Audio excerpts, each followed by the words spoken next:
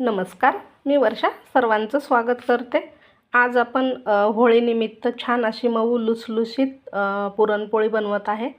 इथे मी चणा डाळ घेतली आहे अर्धा किलो आणि ती 2-3 पाण्याने स्वच्छ धुवून घ्यायची। कुकरमध्ये पाणी, हळद, थोडंसं तेल, थोडंसं मीठ टाकून आपल्याला ही डाळ मस्त अशी मऊसूत शिजवून घ्यायची आहे, म्हणजे पुरण अगदी छान बनते बघा। यामधलं जे पाणी आहे त्याची आपण कटाची आमटी बनवत आहोत, त्याच्यासाठी काढून ठेवायचं। आता हे मॅशरच्या सहाय्याने पुरण सर्व या चाळणीतून गाळून घ्यायचं आहे अशा पद्धतीने। आता यामध्ये आपण जेवढी चणा डाळ घेतली आहे तेवढाच गूळ घ्यायचा, किंवा थोडासा कमी देखील तुम्ही घेऊ शकता, म्हणजे साखर आणि गूळ तुमच्या आवडीनुसार घेऊ शकता। मी इथे 2 वाटी गूळ आणि अर्धी वाटी साखर घेतला आहे। छान शिजवत ठेवायचं आहे, म्हणजे पुरण तयार करायला ठेवायचं। इकडे ताटामध्ये 1 वाटी मैदा, 1 वाटी गव्हाचं पीठ आणि हळदीचं पाणी, थोडंसं मीठ टाकून हे पीठ सैलसर असं भिजवून घ्यायचं। थोडंसं तूप लावायचं शेवटीला आणि पुन्हा 1 मिनिटभर मळून घ्यायचं आणि 15 मिनिटासाठी साईडला ठेवून द्यायचं, म्हणजे हे पीठ छान असं मुरून तयार होतं बघा। तर इकडे पुरण पण सारखं असं फिरवून घ्यायचं आहे, म्हणजे कढईला चिकटलं नाही पाहिजे।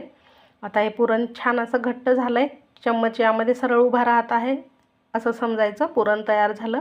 आता यात वाटलेली वेलची, जायफळ टाकायचं आहे आणि पुन्हा एकदा फिरवून घ्यायचं। खाली ठेवून थंड करायला ठेवायचं। इकडे कणिकसुद्धा छान अशी मळून तयार झाली, म्हणजे मुरलेली आहे मस्तपैकी। त्याचे आपण गोळे करून घेणार आहोत आणि थोडंसं लाटून घ्यायचं, म्हणजे याची पारी तयार करून घ्यायची। त्याला तूप लावायचं किंवा तेल लावायचं आणि भरपूर असं पुरण भरून पोळी अलगद हाताने, म्हणजे हलक्या हाताने लाटून घ्यायची, कोरडं पीठ लावून। तर मस्त अशी पातळसर काठोकाठ पुरण भरलेली पोळी तयार झाली आहे।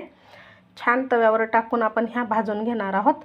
आता तुम्ही इथे तेल लावू शकता किंवा तूपही लावू शकता, पण पुरणपोळी तुपाचीच खूप छान लागते बघा। इथे आपण तेल तूप न लावता टम्म अशी फुगलेली आहे।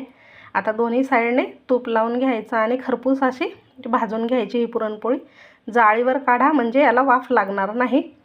तर अशा ह्या पुरणपोळ्या आपल्या तयार आहेत। कशा झाल्या नक्कीच कमेंट करा। व्हिडिओ आवडल्यास लाईक शेअर करा। भेटू अशा छानशा नवीन व्हिडिओसह। तर इथं ह्या मस्त पुरणपोळ्या तयार झाल्या आहेत।